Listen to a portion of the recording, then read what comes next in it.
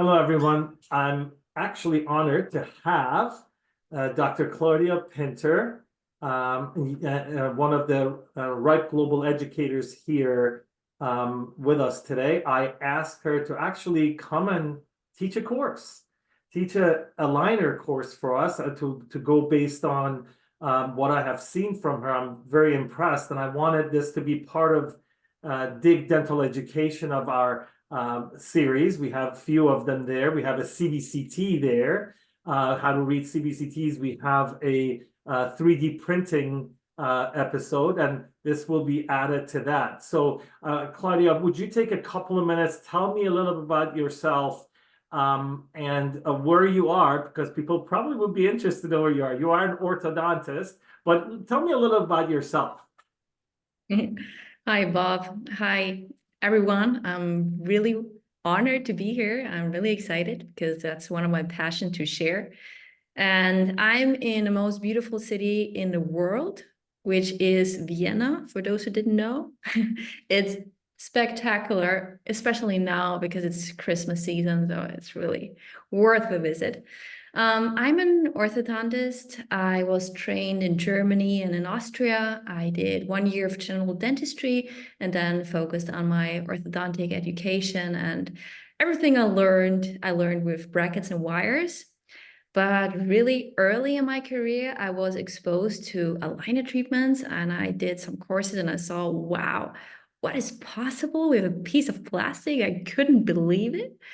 And I started doing very bold treatments with aligners in the practice that I was working, and I was fascinated how well it worked if we take our orthodontic knowledge and implement it into the treatment plan. Yet it's not clicking approve and handing the aligners. That's not how it works. This is how it's done, but it's not how you get really good outcomes in the least amount of time. So this is actually what I'm going to share today, how to create captivating smiles and achieve good occlusion, improve our patients' health. Right. And before you start, it wouldn't mean anything if I don't preach my preachings that, we criticize do-it-yourself aligner companies that have gone bankrupt, but we do orthodontic treatment without education.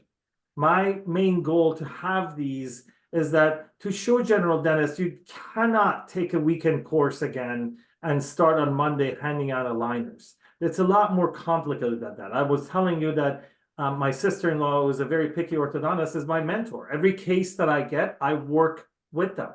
There are aligner companies out there, and we're not going to talk about any specific aligner companies, especially the one that I don't do business with, the biggest one of them all. But there are aligner companies that actually have this service that you work with an orthodontist that sets it up for you and helps you and holds your hand.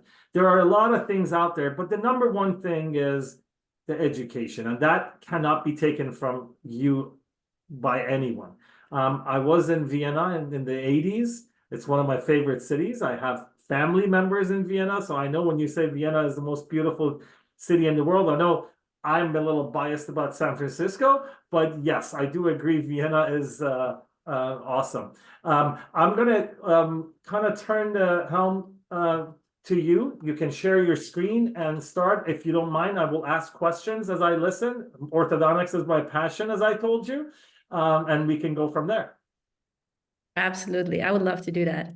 I will start sharing my screen. Okay. Bob, can you see my screen? Absolutely. Everything looks great. Great. Okay. So the title of my presentation is Unlocking the Potential of Invisible Orthodontic Treatment, because this is basically the story of my life. At one point, I decided to go all in with aligners. So that was when I stopped working in the practice where I was an associate and I started doing my own thing. And I knew that aligners are capable of so much. So I wanted to know, okay, where are the limits? And I said, I'm going all in with aligners. I'm going to offer aligner treatment exclusively. So that was a really bold step at the time, because back then, the common opinion was that aligners are only suitable to treat mild cases, mild crowding cases, class 1 cases. And I decided to treat everything with aligners. So that was really, really bold. And you can imagine that I had some sleepless nights. So I really spent the time in looking at the ClinCheck, looking at the approval, looking at the digital treatment design, and trying to implement the laws of physics, the laws of biomechanics, everything that we know from orthodontic treatment, you know, reciprocal forces, principle of anchorage, etc., into the digital treatment plan. And I just hoped it would work out. So you can imagine, I was going to work afraid, okay? I was like, I was just so worried, like, oh my God, how is that going to turn out? And I was really excited and anxious when the patient came for the checkup, and then I saw, oh my God, it's working. And I was like, wow, this is so amazing progress. And then the patient would say, why exactly are you so surprised? And I'm not surprised. You know, I knew it's going to work out, and I'm just so happy it turns out to be the way. So that was my journey. I was really bold at that time, and believe me, I made a lot of mistakes. Okay, I had to make every mistake myself to know that it's not working for sure. And out of that journey that I had, I created the course with Ripe Global, the fellowship in aligner orthodontics, where we teach orthodontics with aligners, so that people do not have to go through this trial and error phase, but really learn from the start how to apply the right principles, how to deal with a digital treatment plan, how to get precise outcomes and create captivating smiles. So this was really a passion for me to create that kind of education that honestly I would have liked to have. Because I did a course, I did several courses, but the problem with that is, Bob, as you just mentioned, you try to learn everything in one weekend. I don't know about the others, but my capacity of taking on new knowledge and implement it is really limited.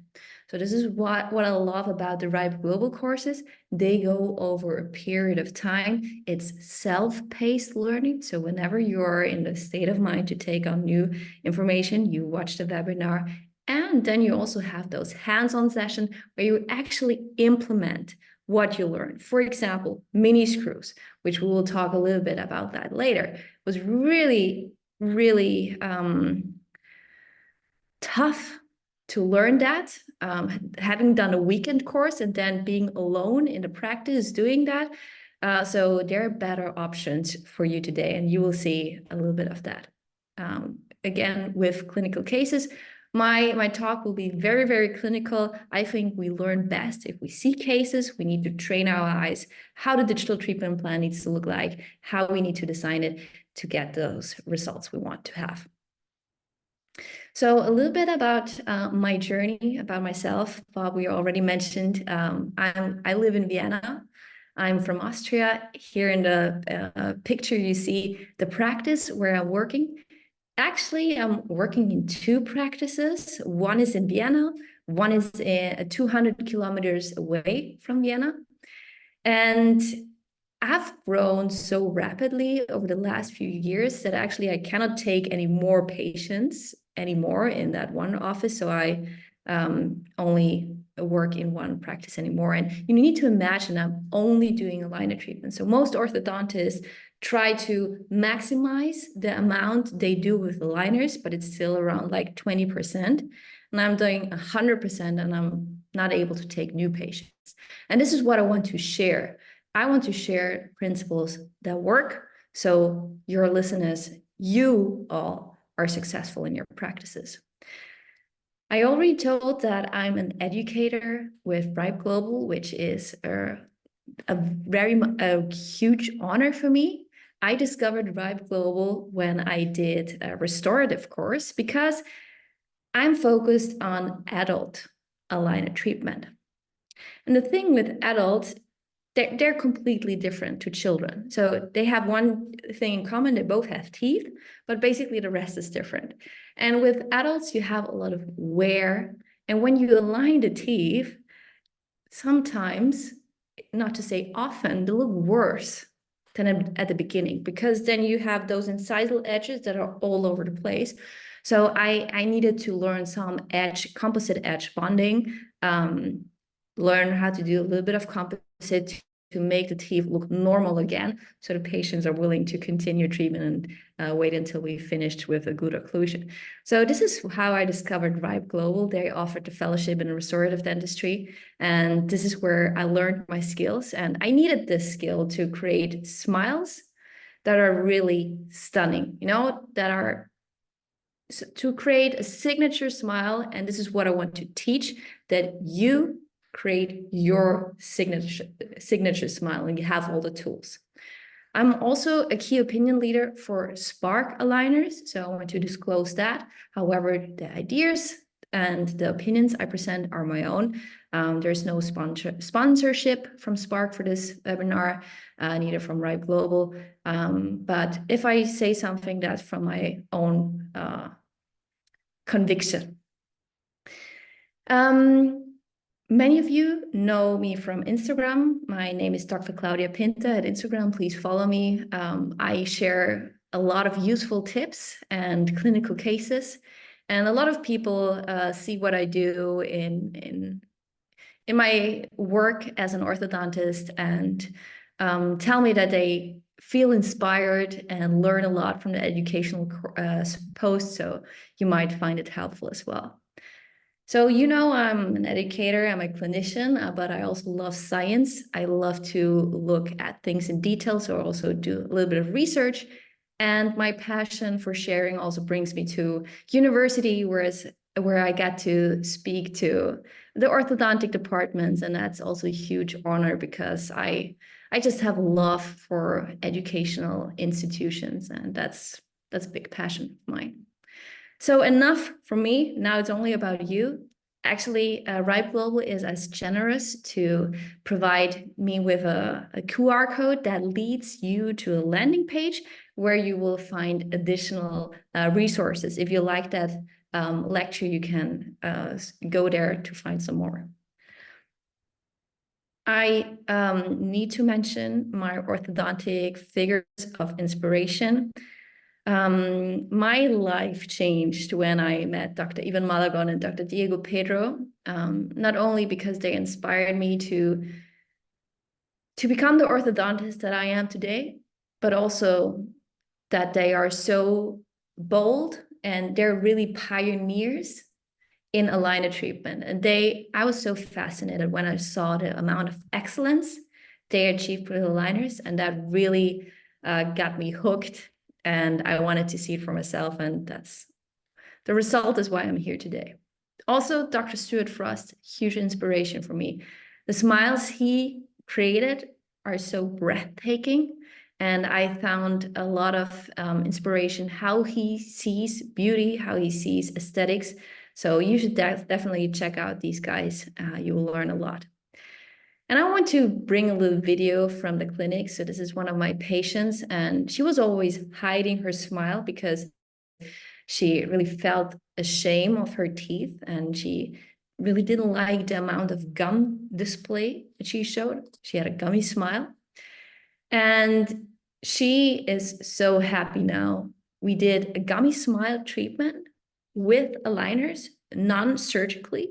So usually the treatment option would have been to do an impaction of the maxilla, a really invasive surgical treatment. And today, thanks to great orthodontists, we're able to do that with aligners. So this protocol is by Dr. Trevor Nichols. He's also an educator in a fellowship in aligner orthodontics. So you can already see they are the best who will train you. And those transformations are really life-changing for our patients. And I just want to give you a little overview of little inspiration, because we hear a lot about what is not possible with aligners. So I just want to give you some inspiration. So for example, here we have a crossbite, anterior crossbite. That's an interceptive treatment at a very young age, or also for teenagers, like with severe malocclusions like this one, where we have an anterior open bite and it was solved perfectly. And you can imagine that teenagers often have a hard time brushing their teeth because they're so busy with I don't know what. And aligners are really a great opportunity to preserve good oral health and create good smiles, all while ensuring function is proper and we have good occlusion. Also, here's some other examples. Also, anterior open bite is a very good opportunity for aligners, and also spaces. So basically, you can treat everything with aligners if you know how to make the digital treatment plan work. And we will have a look at the most important aspects today. And also, of course, surgical treatment can also be done with aligners. So there's basically no limit. I will touch a little bit later on the fellowship on aligner orthodontics, how it's working, because it's really innovative in the way that you do not have to travel to learn. Because if you go to conferences, you usually see, or to courses, always the same people, those who are able to travel. And but what is with the women, you know, with the young mothers who need to take care of a child, but still want to learn, still want to advance in their career? So I'm really proud that in the Fellowship of Aligner Orthodontics, we have young mothers, we have we have dentists who are already advanced in their career. So it's really very inclusive. And they find themselves surrounded in a community of like-minded people. And that's just beautiful. Here is a QR code to the landing page for the Fellowship in Aligner Orthodontics. I will share that later with you again. Now let's go right into it. Do aligners create posterior open bites? That's something you've probably already heard. Aligners create posterior open bites. It's because of the plastic or whatever. No, that's not the reason. Because if the plastic was the cause, then we need to have posterior open bite in every case. But we don't. And actually, I do not get posterior open bites anymore. However, you need to know that posterior open bites are usually a result of anterior pre-contacts. So the most typical thing would be here you have the simulation and there's perfect occlusion in the end, but what you get in the end is a posterior open bite. And this is a really extreme case, but you can see how the incisors are hitting. So think of how many patients of yours have a deep bite? Probably 80%, 80 to 90%. Okay, so in 80 to 90%, we need to have lower incisor intrusion to fix a deep bite. And if that's not working out properly, we will end up with anterior pre-contacts, which result in posterior open bite. But there are very simple tools to avoid that. So here is a typical case. Okay, someone texted me on Instagram and said, look, this is the initial situation. This is what I planned.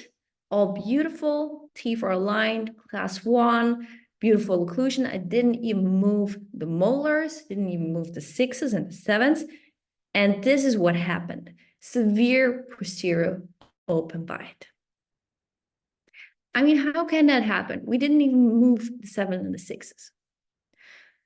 Reason why there's a posterior open bite is because the attachments were placed in the wrong tooth or not at all. And you can see that the 7 is completely buccally inclined. So this is actually, this product is sold to be safe, not to create any occlusal problems because you're not moving the 6s and the 7, but actually the opposite is true. Because you're not moving the sixes and the sevens, you're very limited. It's like trying to run a marathon with your arms tied. Of course, you don't need your arms for running, but you still need it to balance. And we look at those principles, how to make the digital treatment plan work so it turns out predictably and you have good occlusion in the end. So creating captivating smiles and achieving good occlusion. We don't only want to have aesthetics, we also want to have good function. The smile must really be in harmony with function. Otherwise, it's not aesthetic. Sorry, I'm gonna ask you a question since you told me I should ask questions. Yes, please. Are you gonna go over about that why that posterior happens and how we can avoid it a little bit more in detail later? Yes, yes, Okay. of course.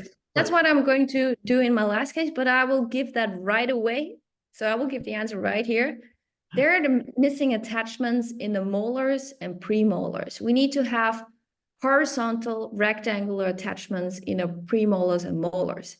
Because if you think of the biomechanics, we're intruding the lower incisors just against this one attachment on the premolar. So we need to think of force and counterforce. When we intrude lower incisors, they exert a resistance to this force. And as a result, the aligner wants to lift off from the posterior. If there are no attachments here, you will get a misfit in the posterior area. This is why we need attachments there for retention. Gotcha. So not necessarily for movement of teeth, but just keep the aligners down. Exactly. Actually, I use very, very limited attachments because attachments just serve two purposes. One, retention, as we just mentioned. Second, increase the surface of the tooth. Right. For example, if we have a PAG lateral, a very small and rounded shaped tooth, and we want to rotate it, it helps to place an attachment because by that we increase the surface. We increase the surface where the aligner can engage with the tooth and move it. Gotcha. Gotcha. Perfect. This is a gem. Yeah. Yeah, so remember that attachments are for two reasons, retention and increase the surface. Bob, please keep asking questions. Your questions are really great. So we'll look at the first patient. This patient comes into your office and says, I look so young. People at work do not take me serious because I look like a child. I already had orthodontic treatment, but is there something you can do for me? So the patient is 23 years old. And if you look at her smile, the incisors are flared. It does indeed have a childish look because, you know, they're proclined. We have those big gaps, these huge incisal embrasures, changeable overgrowth. So the clinical crowns are rather short. The height length ratio is they're as short as they're wide. When we look at her profile, she has beautiful lips. She has a very nice profile, not too concave, very, very normal. When we look at her cephalometric analysis, and I really like to take a ceph because it shows us the incisor inclination, it shows us how the jaws fit together, and it helps us in our diagnosis. Because it's not only about aligning teeth, we want to create results that are stable. So when we look at the values here, the A and B is skeletal class 1, upper incisor inclination is normal, and lower incisors are severely proclined. When we look at the panoramic X-ray, she has one root canal treated tooth. You can see the gaps in the lower incisors. When we look at her roots, there's no root resorption from the previous orthodontic treatment, and she shows predominantly healthy teeth. Her intraoral pictures show us the gaps that are bothering her. We also see this thick papilla between the upper right lateral and the upper right central, which adds a little bit of a distraction to the attractiveness of the smile because it is somehow, it's not symmetric. When we look at the slightly open picture, we can see also the incised latches. She presents with a class 1 occlusion in the canine and in the molar on the right side, and also class 1 occlusion in the canine and the molar on the left. When we look at the upper jaw, it has a pretty good arch shape. You can see the gaps between the canines and the premolars and between the incisors.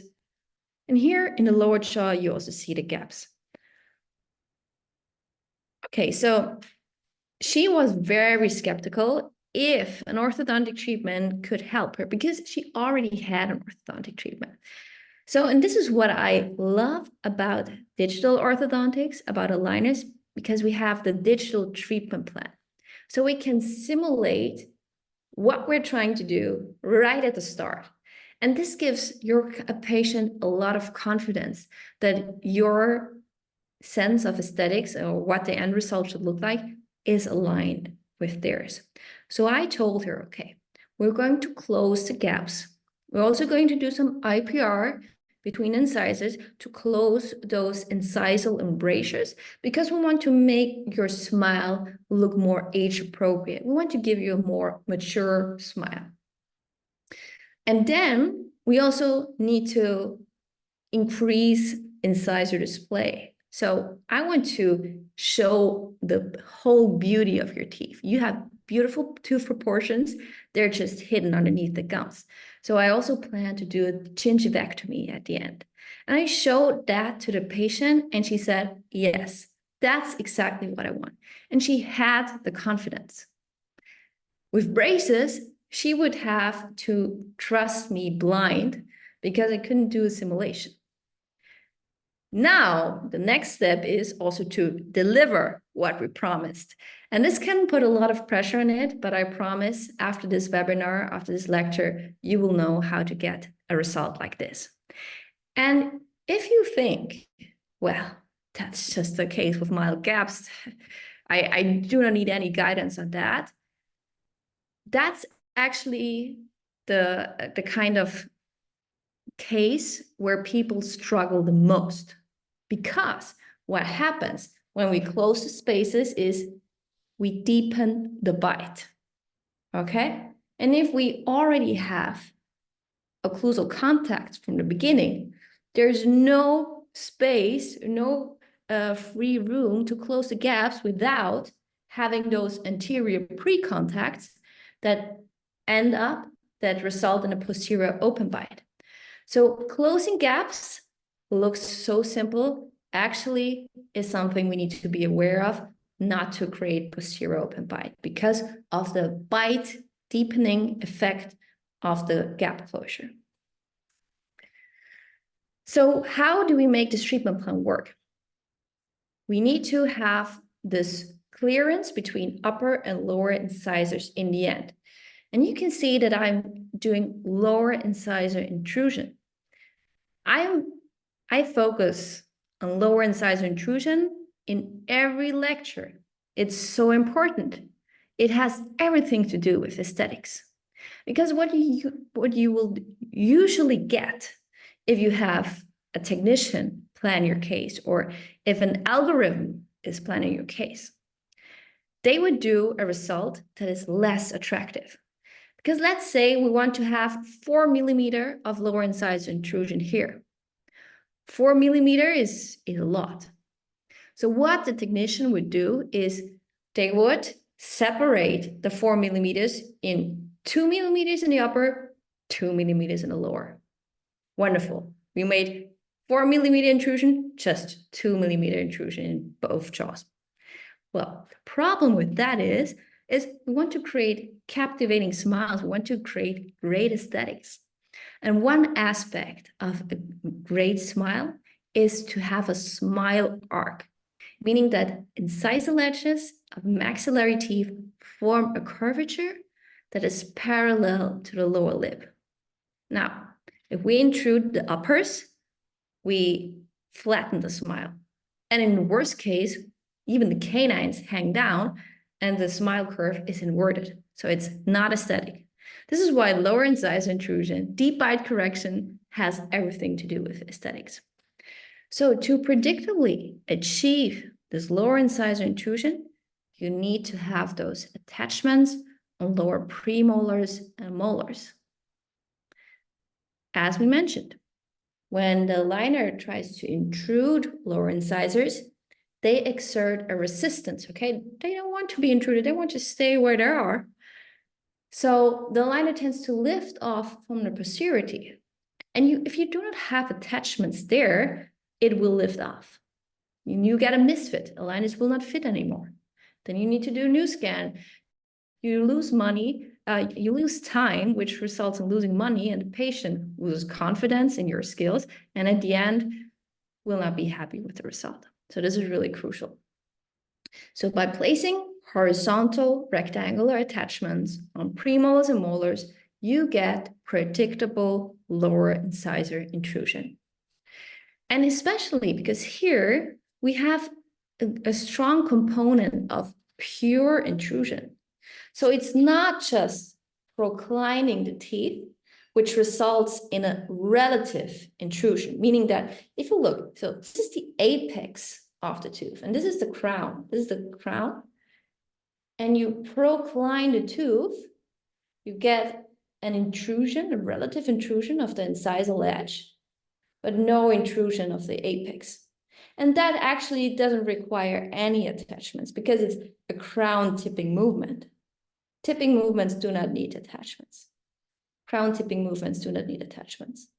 But if you want to really intrude the whole tooth, that's a lot of resistance in a bone. This is when you need those attachments for retention. And here you can see the before and after, how we achieved good occlusion while closing the gaps. So really important when you're closing gaps, you get a bite deepening.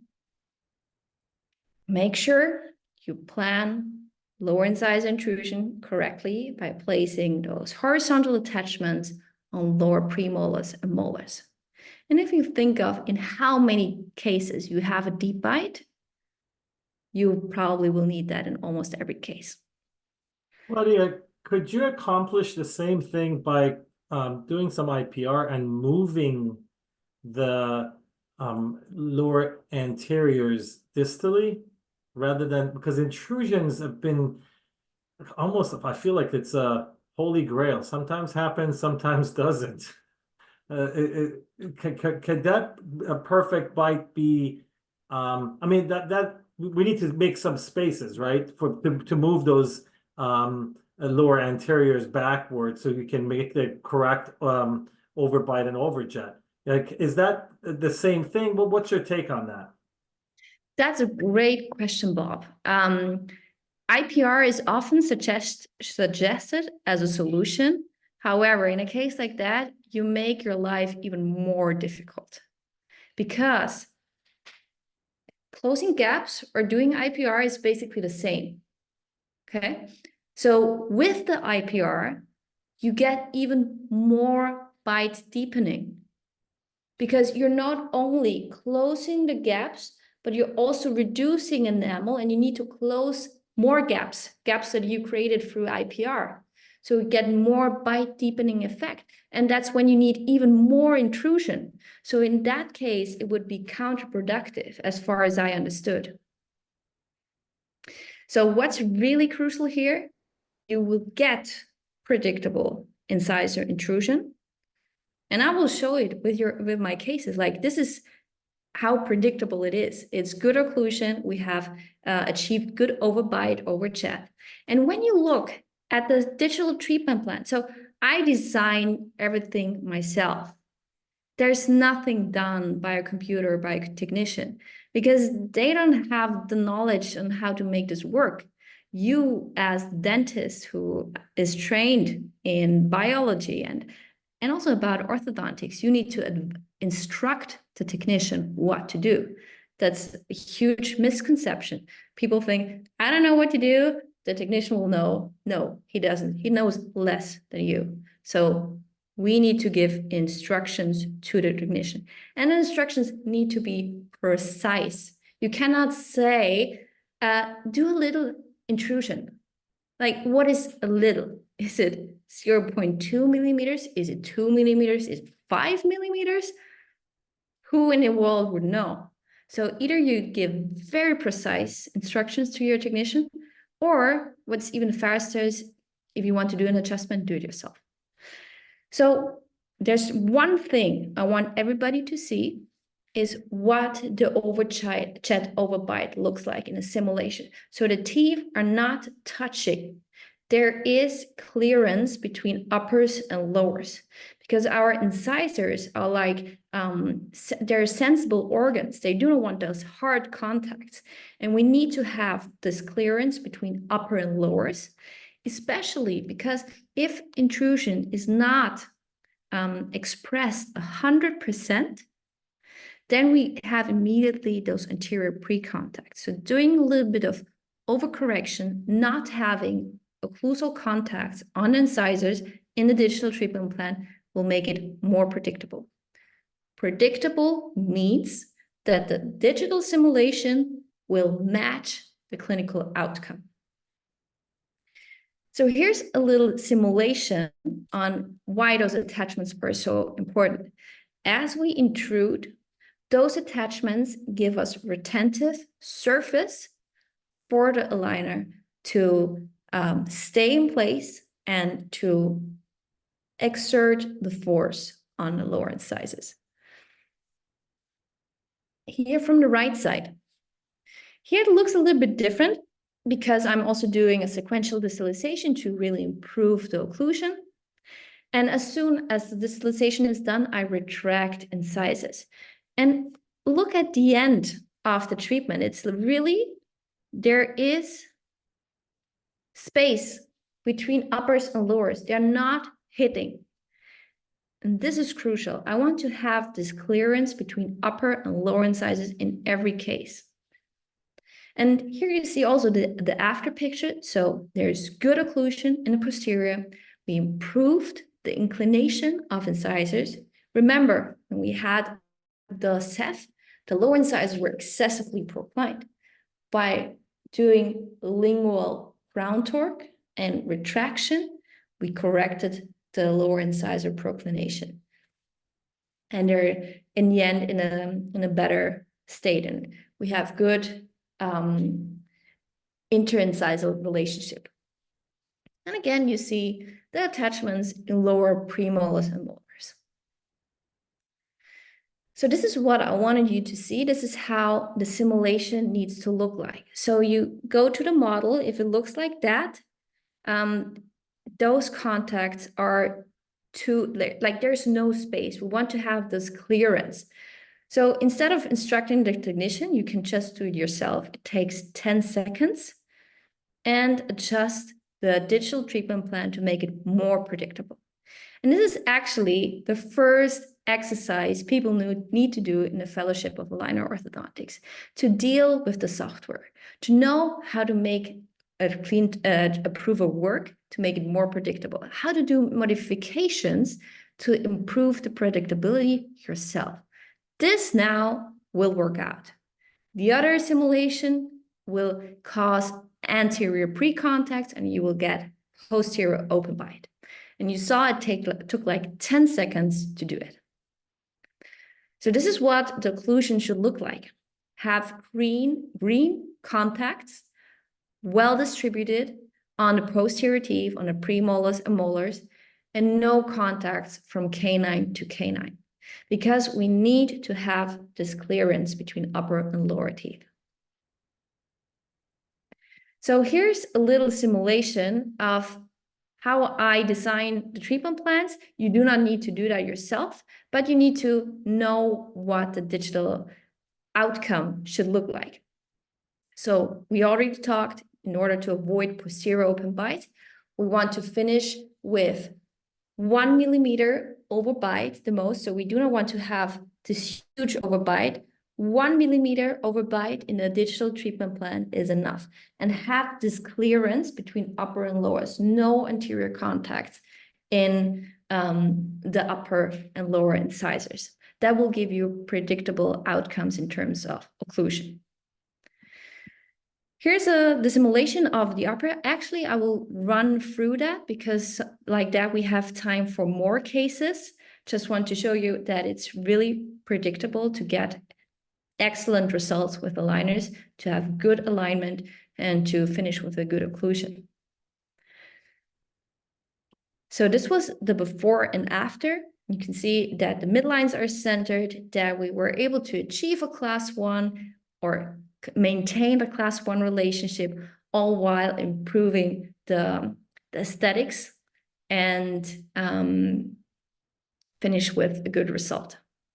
So you might, if you looked closely, you could also see that I did a little bit of gingivaectomy because we said she had gingival overgrowth and we want to increase incisor display and give her nice, or show her nice tooth proportions because she has them. It was just not visible.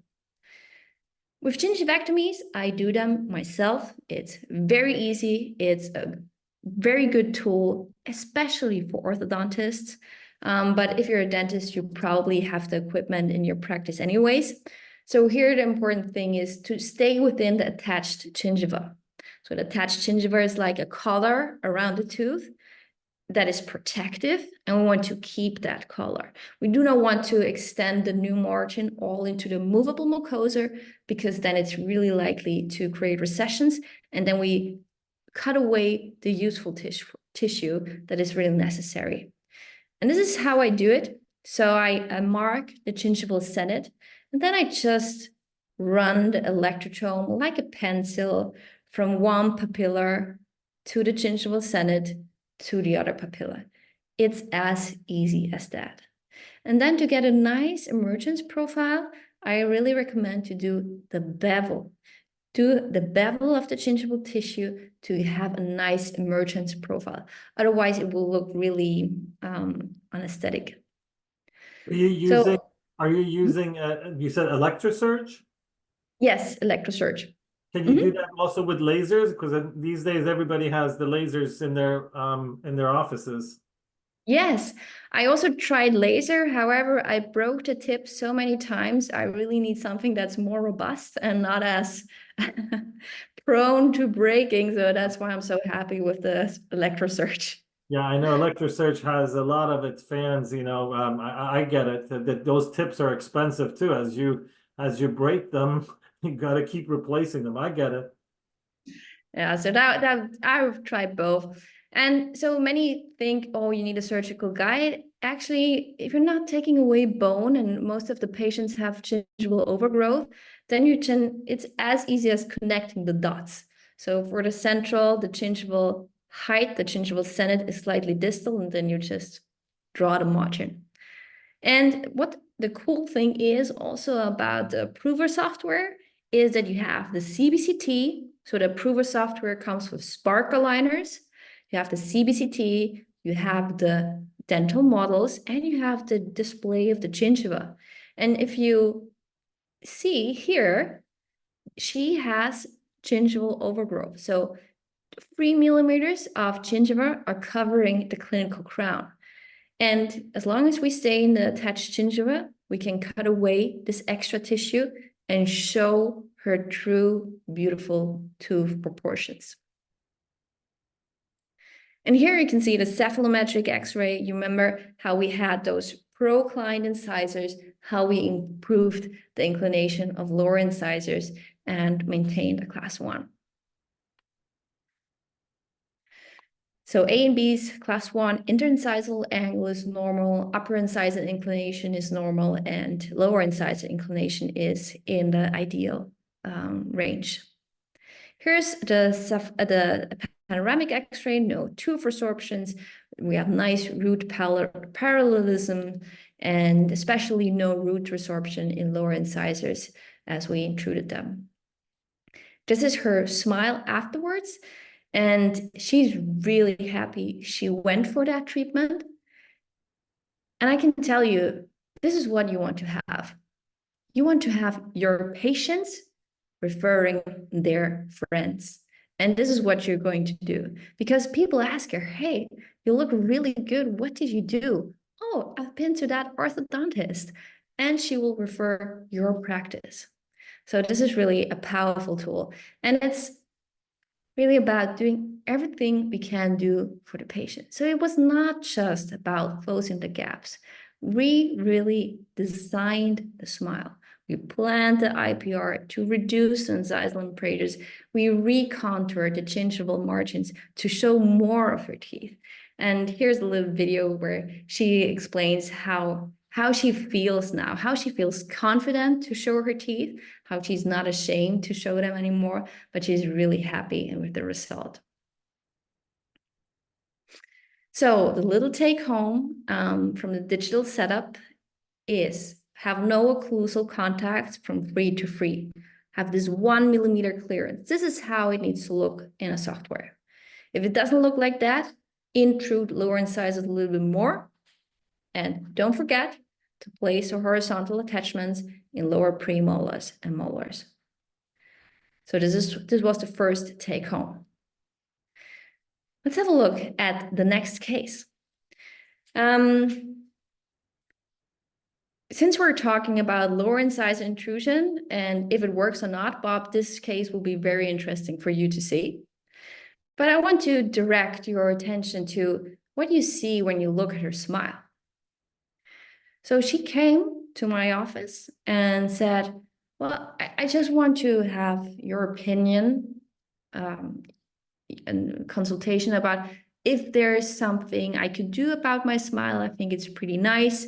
I just want to hear if there's something that can be done. And when you look at her teeth, like the laterals and the centrals appear very prominent. And apart from that, we do not know if she even has teeth because they're hiding. So her arch is really narrow, really negative torque in upper premolars. And what we want to achieve is, well, what I want to create for her is that in her smile, each tooth introduces the next. Each tooth has his place in a smile. It's not just that the incisors take all the show away and the other teeth do not play a role. No, we want to create symmetry and harmony. So we want to increase the width of her smile. She already has good incisor display. She's already showing 100% of incisors. So we definitely want to work on the smile width, fill the black buccal corridors with teeth. We want to show her beautiful teeth. So looking at her profile, I wanted to add something here that it's really interesting because we're moving, it seems like Ripe Global has the right idea. We're moving from straightening teeth and a good occlusion, which are important to consider, into smile design. It's almost like a different strategy of marketing your practice. If you're into cosmetics and things like that, this can be a powerful tool. I'm very glad that you're doing this. And also, I moved my next meeting, so you have as much time as you like, Claudia. Thank you, Bob. Actually, thank you that you brought it up because you need to imagine in Austria, we have a very good social system. So orthodontic treatment is for free until the age of 18 if you have a certain amount of severity, which is easy to achieve. And even for adults, you get a bonus, you get money from the insurance company if you get treated with brackets. So patients who come to me pay extra, they pay almost 10,000 euros for treatment that they could have somewhere else for maybe half or a third of the money. So I cannot do what everybody else does. I need to offer a unique experience. And this is what I want to do. I want the patients to have an experience that is comfortable and that at the end, the smile is more than they expected. And I'm really proud. And actually, this is why I love going to work every day, is because my patients tell me, I never thought my teeth could look like that. I cannot believe it. And this is so fulfilling to see their happiness. And it takes more than just aligning teeth. It's really smile design. And it doesn't mean that I do like composite, or I definitely not do ceramics. I just try to make the most out of what I'm given. So I design the smile. I make sure everything is proportionate. If it needs a little bit of composite, I'm happy to do that, or send it back to the patient who referred it to me and work together as a team. But the end result, I want it to be more than they expected. And it begins with the first consultation. So if you want to treat, and I talk to everybody, if you want to treat more patients with aligners, give them your vision of what the end result will look like. Because when a patient like that walks into your office, you already see what is possible. You already see the transformation before your eyes. And if you do not, then watch more of lectures like this where you see those amazing transformations. Then you can, it's like with augmented reality, you already see your patient with a great smile, even if it's just a first appointment. And then you communicate that smile that you have in your mind to the patient, and you get them excited about that. And then they want to go ahead with treatment. So all that goes back to good communication and what you want to achieve for the patient. So I was so fascinated when I saw her. I said, yes, I can do something for you. You have beautiful teeth, and with aligners, we can create a smile that you will be super happy with. And she still was a little bit skeptical. And actually, when she finished, she said, I never thought that my teeth could look like that I would be so happy. I could not have imagined a result like that. So here are some pictures that I take, also a smiling picture, and please look at how retro inclined the lower incisors are. So if you are a little bit in the aligner business or in the orthodontic business, there are so many orthodontists who say that you cannot correct this with aligners. You cannot torque teeth with aligners.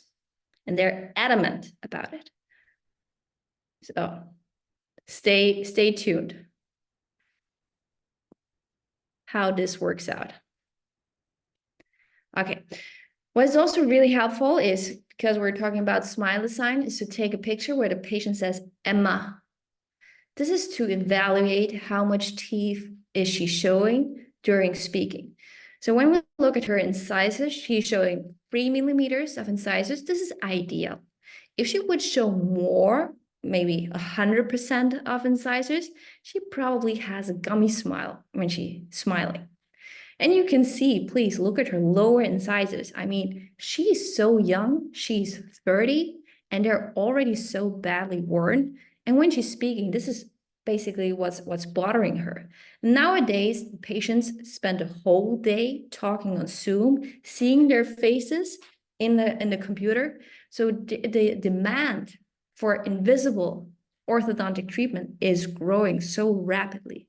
This is why everybody wants to learn it. And you definitely don't want to be late to learn this. I also like to take the picture with the retractors, because when we do the digital treatment plan, we want to make sure the digital models are mounted correctly. If she has a cant, I want to have the same cant in the digital model. Otherwise, I'm working on a wrong starting position. So this picture is also very helpful. Here is her intraoral picture, and you can see the severe deep bite. It's 100% incisor overlapping. See the negative torque in upper premolars, especially on the right side, completely negative. The crowns are completely tipped inward, completely lingually tipped. Also, the lowers on that side, they're completely tipped lingually. here you can see the wear and also the over eruption of incisors. So we need to level this curve of speed. And there's a lot of intrusion that is involved. Looking at the right side, she presents with a class 1 in canine and molar, and look at the severe retroinclination of incisors. Is it possible to torque those teeth with aligners? Here on the left side, when you look at the canine, it's a half a class 2. Molar looks like class 1. Actually, we will have a closer look at the models, and you will see how this is half a class 2 in reality. Here again, in the upper jaw, you can see that the 6s are, from a torque perspective, they're more or less straight, but the 7s are slightly buccally inclined with the palatal cusps hanging down.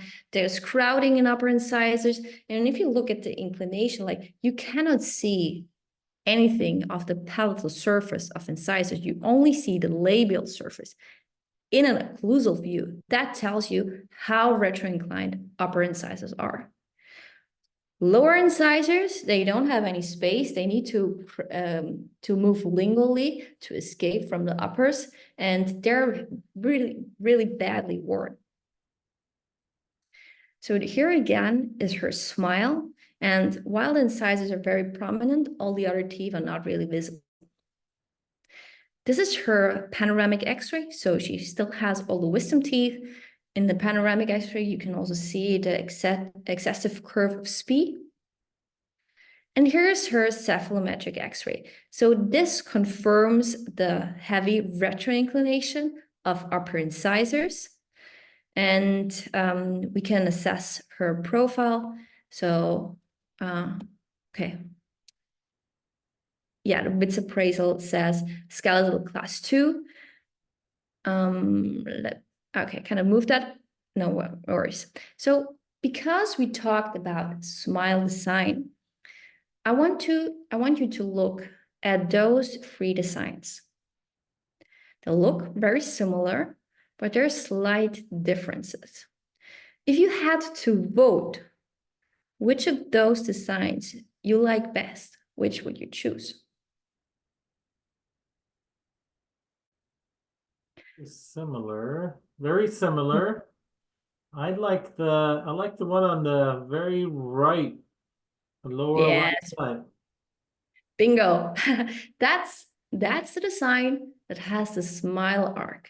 If you look at the one in the upper, the smile line is really flat, and all the incisal edges are on one line: canines, laterals, centrals. Mhm.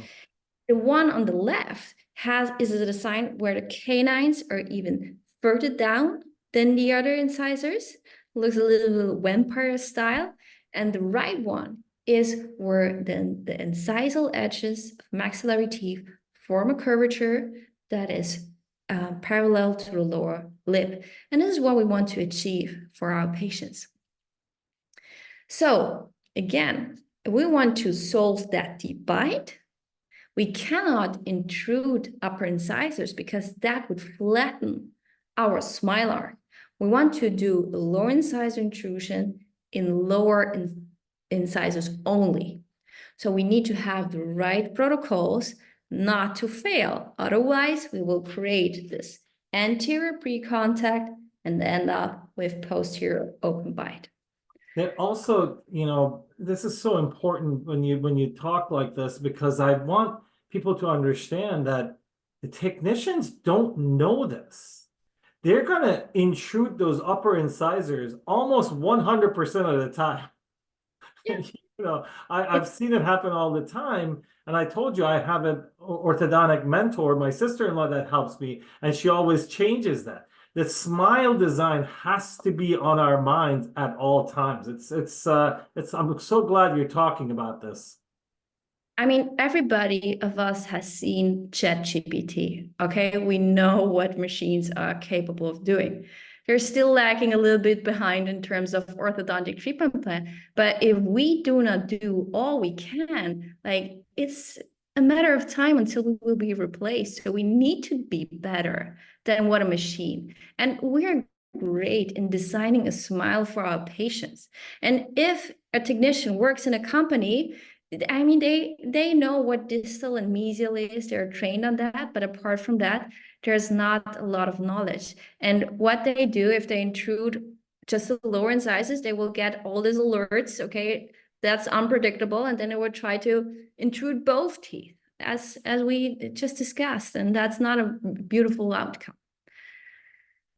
And what I want the listeners to achieve is I want them to have a beautiful life at the end of the day. And if you're in a position where you can charge as much as you want, because patients know they get something with you they cannot get anywhere else, you have the privilege to charge whatever you want. You can also decide to work less days a week. Like when I started my career, Bob, I worked 2 jobs, 2 shifts, okay? So one shift started at 7 until 12, and then from 1 to 7 again, okay? I was working 2 shifts. Only with education, only with getting skills, I'm now able to work 2 clinical days. And the rest of the time, I'm flexible. I do digital treatment plans from at home, from wherever I want.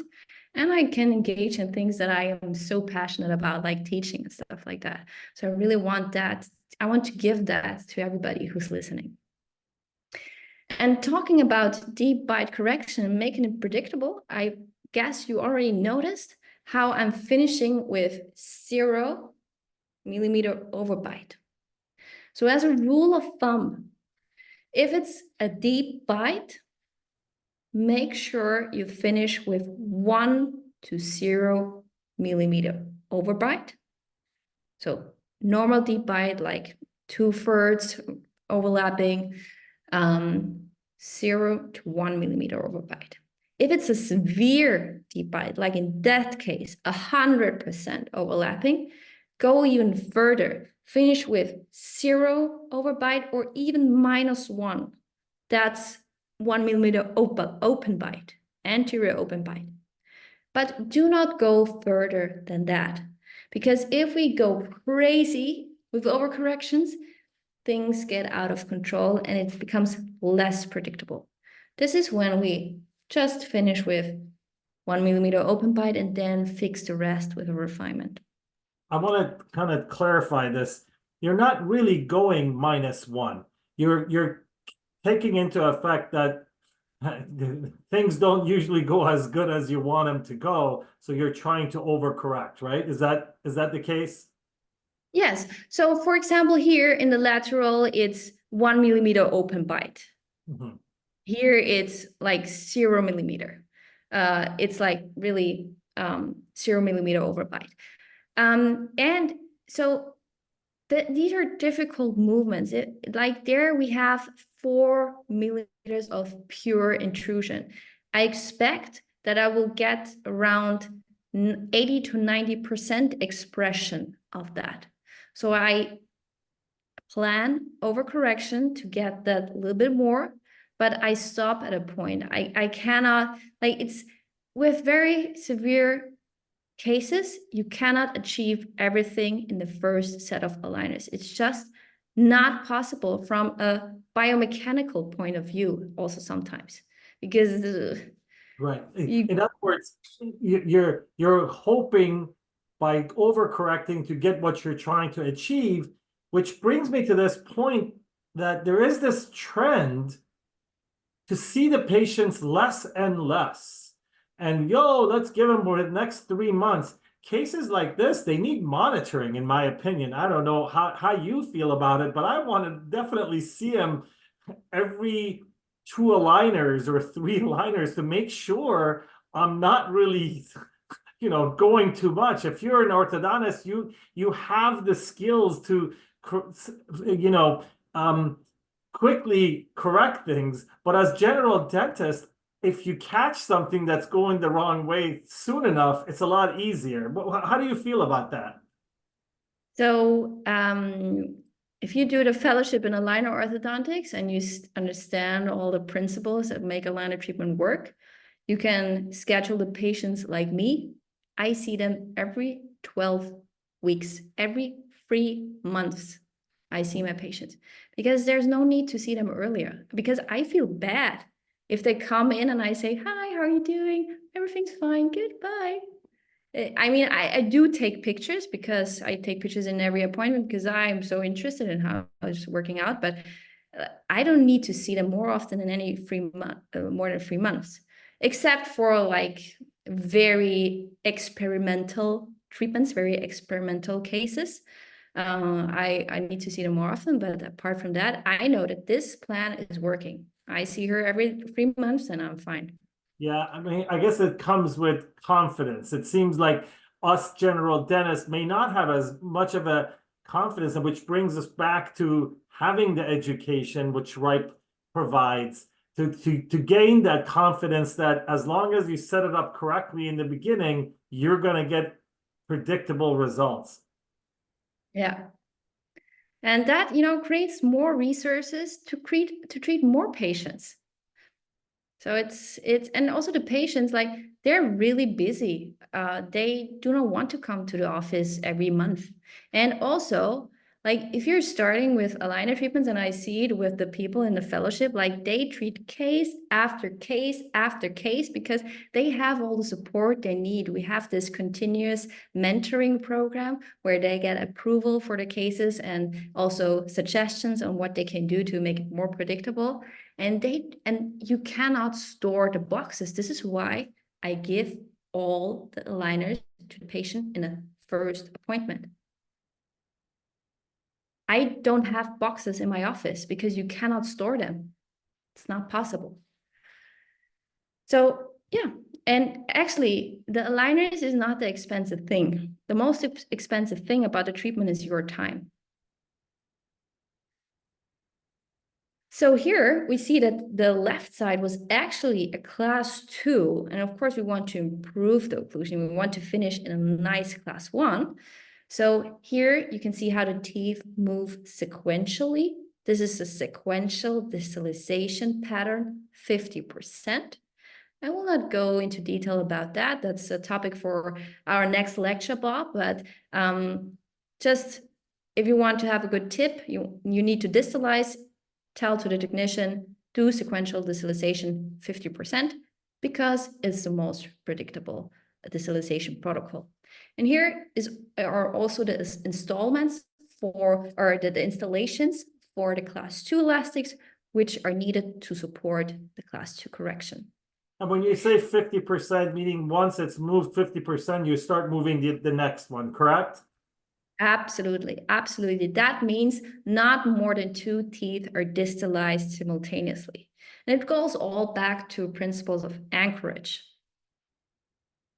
And here, yeah, so we already discussed the result. You can see how the deep bite was corrected, all while ensuring good occlusion. We have well-distributed occlusal contacts, and we achieved a class 1.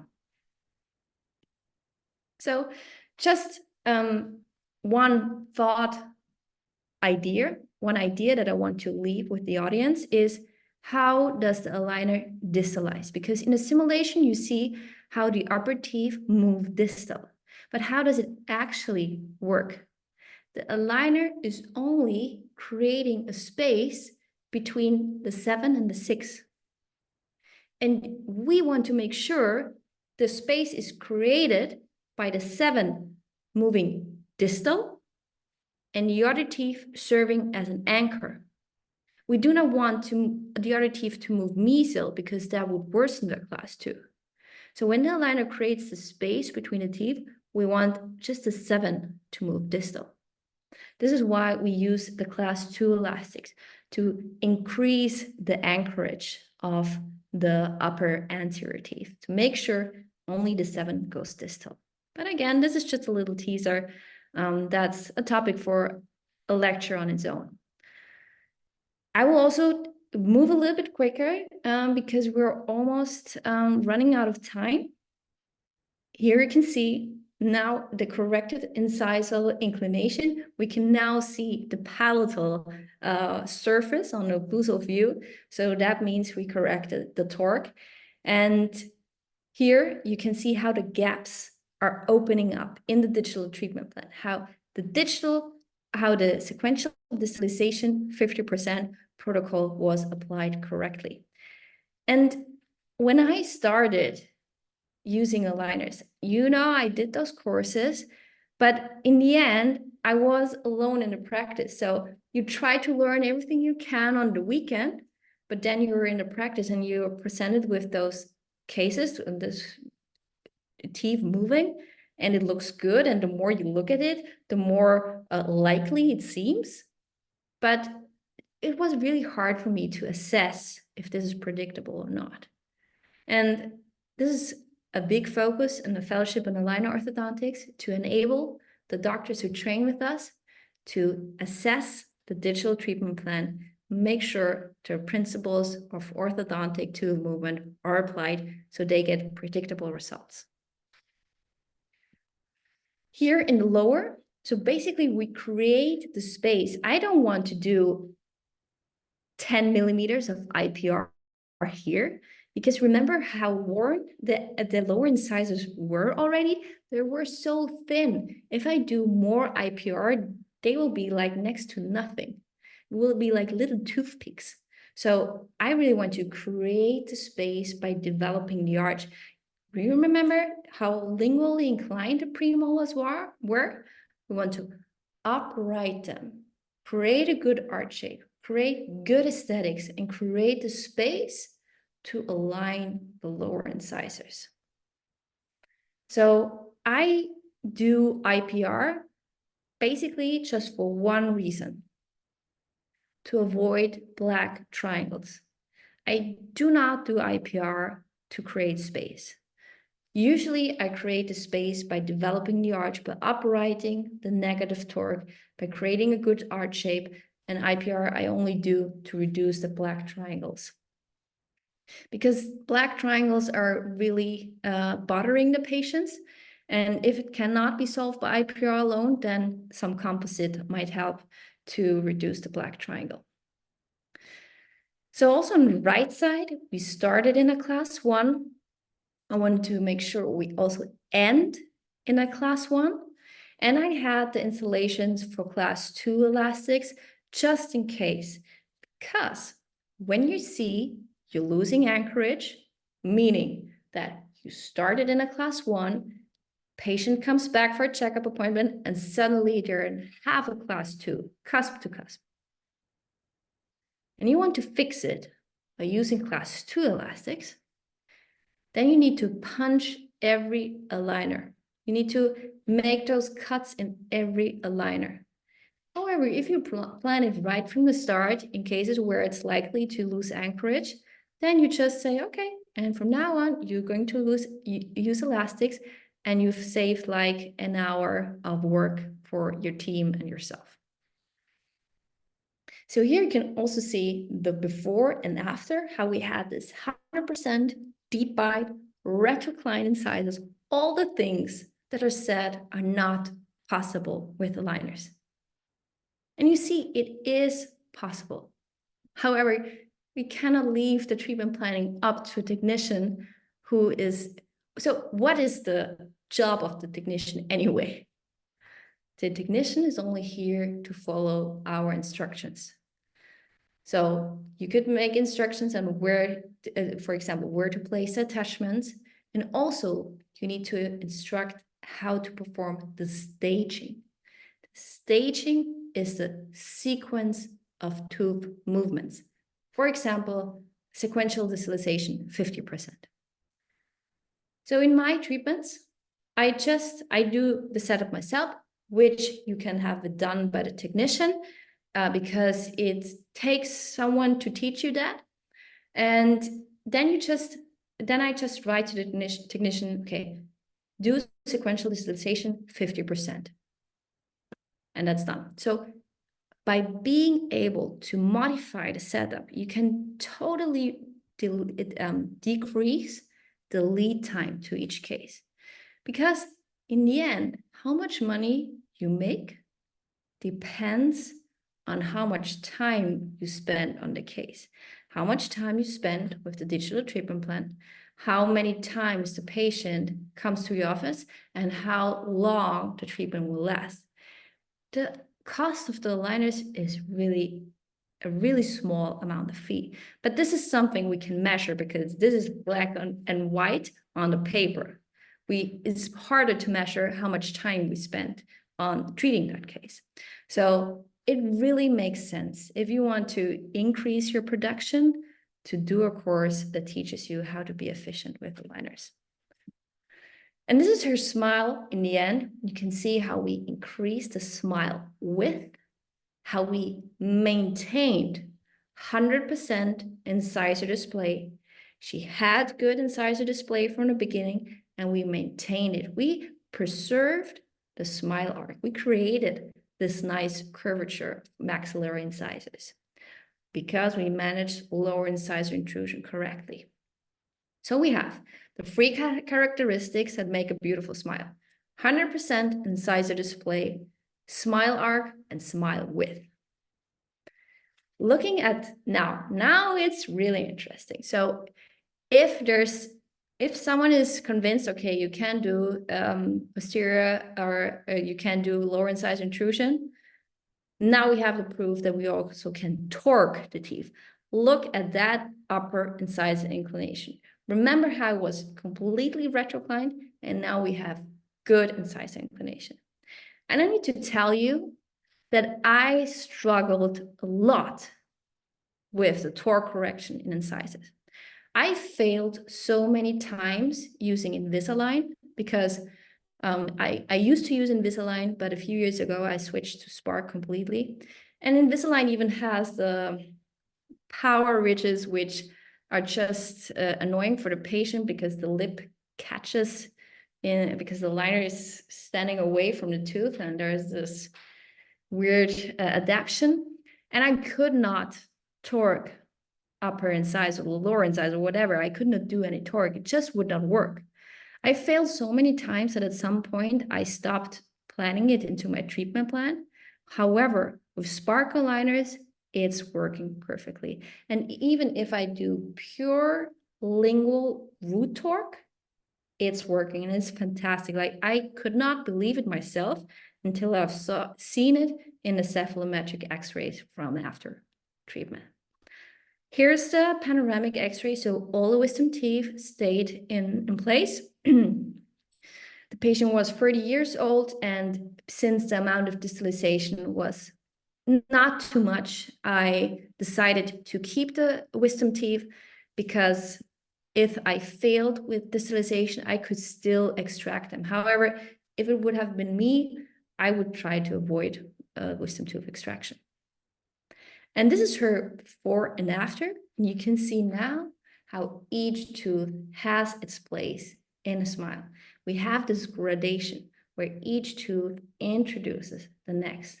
We widened her smile. Now when she's smiling, all the teeth get attention, and it's a beautiful asset in her face. We also created this nice smile arc and created harmony in the smile. So the three characteristics of a captivating smile, there are more, but those are, in my opinion, the most crucial ones, is to have 100% incisor display. Why? Because it's youthful. As we age, we tend to show less of our teeth because the tonals and the muscles, the tone in the muscles gets less, and we show less of our teeth. So we want to set our patients up for graceful aging. We do not want to make them older with our treatment. We want to make them younger. They spend so much money on treatments that are set to make them look younger. This will actually make them look younger and more juvenile. The smile arc, we already mentioned that. The maxillary incisors forming a curvature, which is even proven in a study by lay people that they would pick that smile with the smile arc as the most attractive smile. And the smile width. We want to have a smile full of teeth. Yeah, so this is the last case, but I think we're almost run out of time, so I will just briefly run through this. because the fellowship in aligner orthodontics also features TAD placement. So TADs are temporary anchorage devices, and this case demonstrates how useful they are in aligner treatment. Basically, I use TADs in probably 30 to 50% of my treatments because we need them. How would you fix a canted smile? How would you intrude just one side if you didn't have skeletal anchorage? Almost impossible. And with aligners, you need to know, aligners can only push. They cannot pull.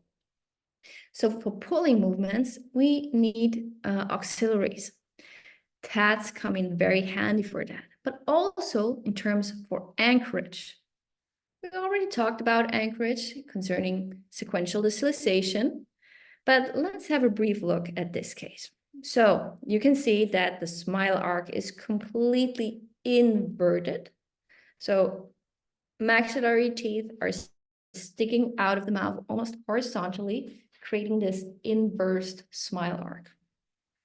Here you can verify the excessively proclined upper incisors and also lower incisors. So we have a proclination in both jaws. Here you can see already this severe crowding in the lower arch. Always some teeth are present. This is the intraoral view, and look at the midline deviation. It's more than 3 millimeters. We have a severe crowding in the lower. The upper incisal edges are broken. Also, we have a lot of wear on lower incisors. Right side is a class 1, and the canine is almost falling out of the bone. On the left side, you can see the lingual surface of the canine, which we're not supposed to see. But because of the severe crowding, we can see it from that perspective. So class 1, excessively proclined incisors. Here the upper arch, rather narrow, and a wonderfully, completely rotated premolar. So we have all the things that where people would say that is not a case for aligners. And the patient had a humble request. He didn't want to have any premolar extractions, which would be probably the most common orthodontic treatment plan for a case like this. But he's already seen 3 orthodontists. I was the 4th, and he asked me, please, can you offer a solution that does not involve premolar extraction? And I said, of course, we can also extract the wisdom teeth and distalize the teeth, no problem. And he was happy to go along with that.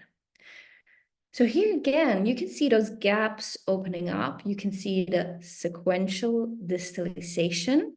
And let me ask you, how would you use the elastics in that case? Because we're distalizing both jaws. Like we cannot hang class 2 elastics for the upper jaw and I don't know, class 3 elastics for the lower. That forces would turn 0. So that's really a case where we distalize in both jaws and we cannot use intra-arch elastics. So the treatment plan was to use TADs, temporary anchorage devices, mini screws, to reinforce the anchorage. And you can see how this case beautifully turned out. So we kept all the premolars and we created the space that we needed in the back of the jaw. We distalized all the teeth, and by distalization, we now have the space to retro-incline the incisors and to solve the crowding. But we need to have predictable distalization. And the way to do it is as soon as the posterior teeth are distalized, to place the TADs, the mini screws, and put a ligature from the mini screw to the 7 and the 6, or to the 7. And then by that, reinforcing the anchorage of the 7s with skeletal anchorage. So here you can see how the tooth shape was first really narrow, and we have crowding and those excessively proclined incisors. We can only see the palatal side of the incisors, and in the end, we have a good inclination. And here you can see where the tats were placed. So as soon as the sevens were in final position, tats were placed in a retromolar area, buttons were bonded on the sevens, and then connected with a steel ligature.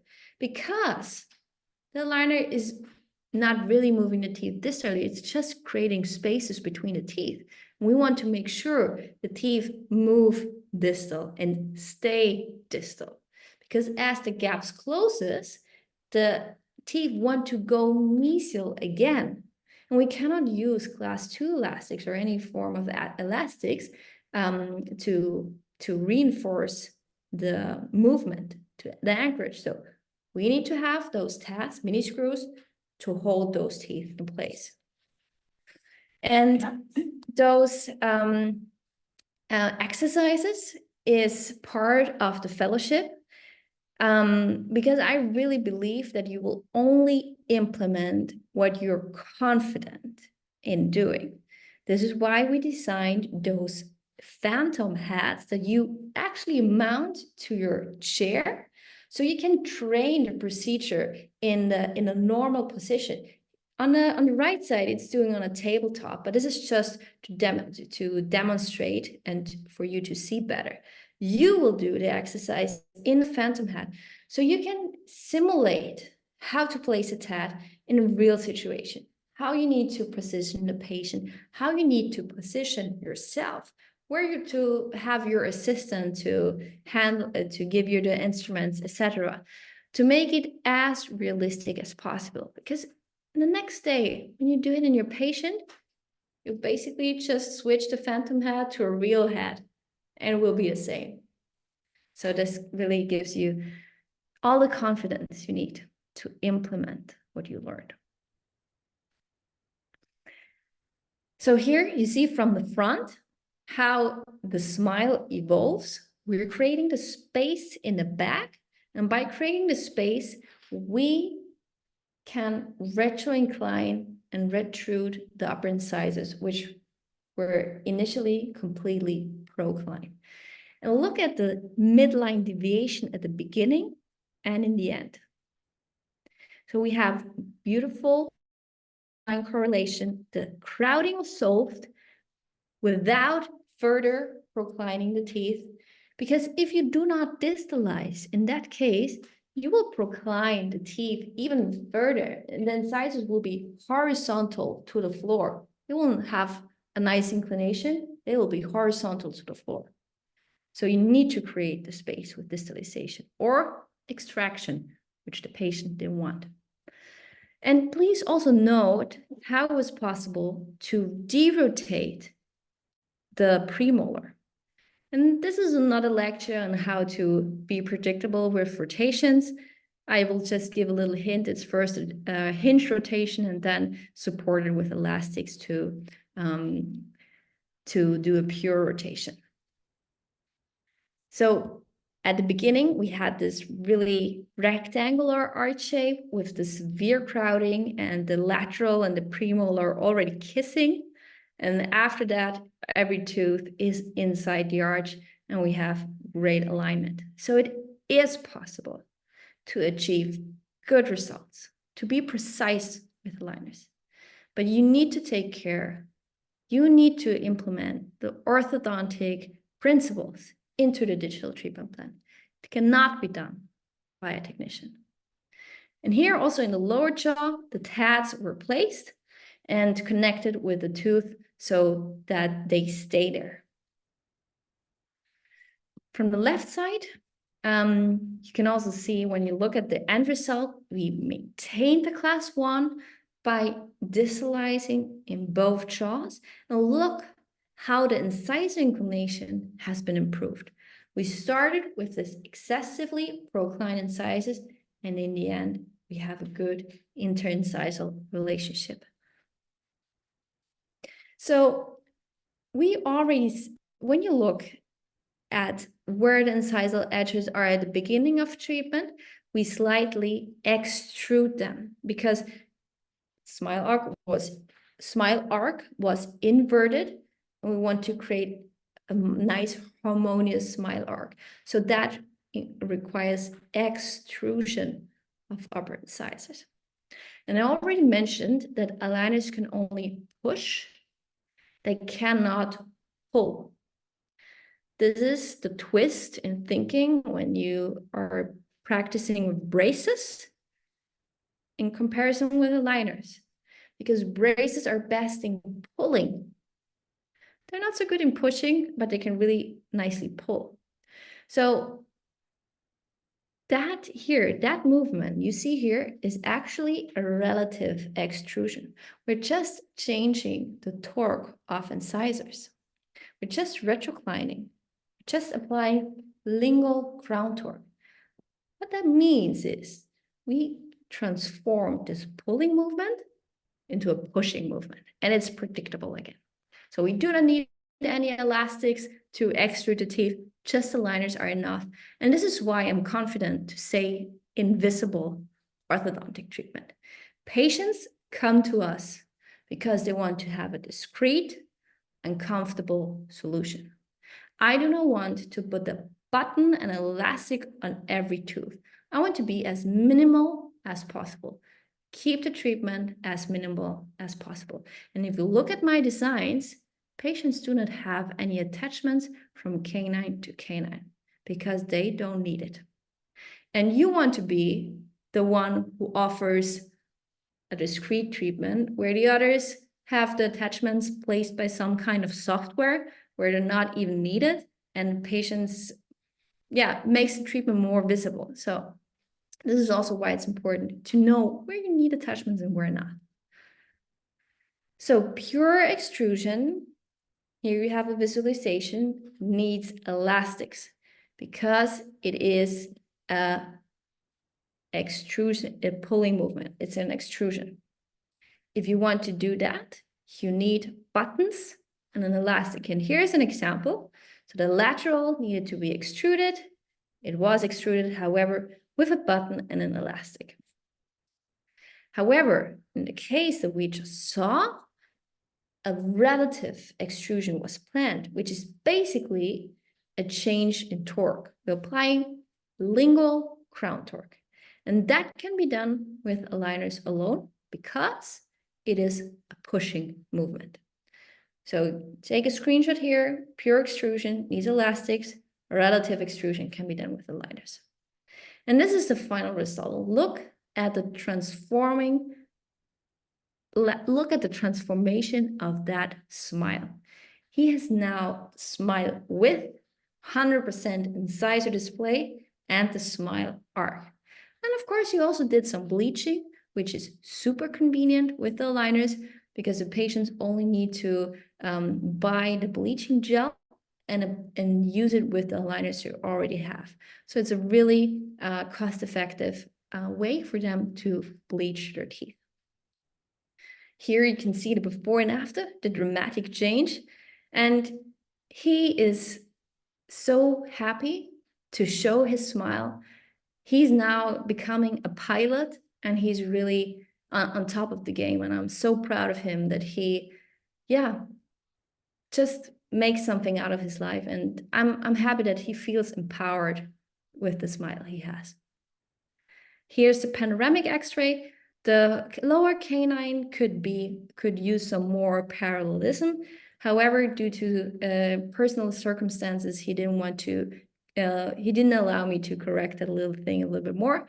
But I'm really happy with the parallelism of teeth overall, given that we've done distalization in all 4 quadrants. And please note the parallelism of teeth. So we did not just tip the teeth backwards, we actually did bodily distalization. One more tip, the sequential distalization opens up the gaps between the teeth, so we also can use the proximal area to push the teeth, so we have more control over bodily movement. Here's the before and after of the X-ray, of the cephalometric X-ray. You can see how the interincisal relationship has been improved. And although I do not assess the airway on the ceph, it looks like it has increased big time, but that can also be head posture or swallowing. But I'm very happy with the end result. So here's a little workflow, which I will skip. It's just to demonstrate how much less appointments you need with aligners, how much less doctor time and how much less dental assistant time you need with aligners, because you invest a little bit of time into the digital treatment plan and you save all the time throughout treatment. And these are So part of the program with RIPE, right? You guys go over these in details when someone signs up with the module, the orthodontic module that you had, correct? absolutely, because I want that the people, the money people invest, they get back tenfold. And this is the promise that we want to do, that we really want to make it worth their time and their money. So if you want to know how the fellowship works, I have a little video on my Instagram account as well. Here you have the QR code to get directed to the website. So this course is really unique because you have lectures, which you can learn on a self-paced time structure, but then you also have those live sessions. Here you see Dr. Marcela Duran, who is having a live hands-on session where you actually practice the tab placement, for example, or bonding attachments, or whatever is due on your schedule. And you also have this community of like-minded dental professionals. So you can ask in a group of people where peers will answer and also educators will answer. That could be questions on how to improve your workflow, what materials to buy, or also clinical questions. Hey, I got this case, what would you do? And an educator would answer and say, hey, do this and that. So people are really safe to implement what they learned. And this makes it so effective because you need to submit also cases you're treating. So we're actually checking that you're implementing what you learned and that you get something out of the course. Yeah. So yeah. It's amazing. Go ahead, finish this because I'm gonna go ahead. I want to look at the, yeah, go ahead. I would just do the take-home message. So we want to create captivating smiles and achieve good occlusion. Remember, no occlusal contact from free to free, have this 1 millimeter clearance. Horizontal attachments on lower premolars and molars, you can put them by default because you will need them in almost every case. Free smile characteristics, 100% incisor display, smile arc, smile width. Take a screenshot, pull it up when you plan your next case, and I'm sure it will work out great. Thank you. Good. That was it, Bob. So yeah, this was great. And the thing I want to tell people about this is that, you know, you're a professional. I don't know any professional that doesn't have a coach. And Ripe Global, almost this orthodontic module appears to be that you're literally coaching general dentists to treatment plan like an orthodontist and do it properly and stand out in the community because you know, we all have seen cases that have failed coming from general dentist or orthodontist. And this is something that you have support helping you. You have support. If something goes wrong, you can discuss it. This is awesome. You know, I'm so proud of the doctors who are training in a fellowship because they started with zero orthodontic knowledge. Like they've been in practice and what was taught in dental school was already a long time ago. And to see their rapid progress, to see how they're able to do orthodontic diagnosis, to come up with a treatment plan, to design the digital treatment plan so it is predictable, and me having to do just little, maybe a tip, giving a tip, but basically just saying, hey, you've done a great job. seeing their progress, that's really filling my heart with so much joy. Because Bob, I would have liked to have that kind of training. I would have loved to save a lot of money with treatment plans that didn't work out, doing refinement after refinement after refinement. I would have loved to take the fellowship, but I got to be the one to create it. So Yeah. Yeah, and it's awesome, and I'm really happy we met, and I've heard a lot of good things about you, and you speak around the US, right? You have speaking engagements everywhere, so they should look you up, and your lectures are awesome, and this is going to be a resource for people to see. What are you going to be next? Are you coming back to the US? yes, I will be in Los Angeles in February for the Invista Summit. So that's part of Spark Aligners. It will be a really cool event. I think it's almost sold out or sold out already. But yeah, there will be a lot of events. I'm doing a lot with Spark Aligners. So if anybody wants to join me at an event, either check out where Ripe Globally is or the events hosted by Spark Aligners. Great, great. Hey, thank you very much for this. This will go on our YouTube and it will be on in our group as a resource. And I'll actually play this some nights. We call it Good Education with No CE. Basically, get the great information. Hey, thank you very much, and hopefully we can do this again. I hope so too, Bob. It was a huge pleasure, and I hope everybody will enjoy. Please feel free also to reach out to me on Instagram. I will do my best to help and to, yeah, if you have any questions. Thank you. You.